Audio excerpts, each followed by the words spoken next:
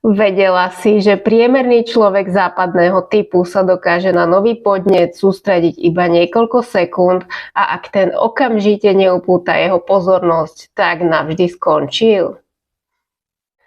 Sme natoľko presýtení informáciami a senzáciami a s tým súvisiacou závislosťou na dopamíne, že už pomaly vyhľadávame len extrémy. Niečo, čo nás veľmi zaujme, lepia sa na nás rôzni toxíkovia, no a nakoniec to dopadne veľmi zle, pretože energia priťahuje takú istú energiu.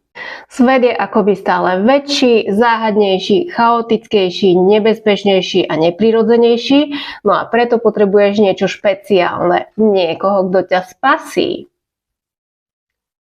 Celé zle.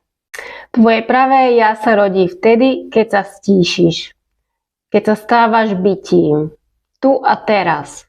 Bez akýchkoľvek ezoterických omáčok.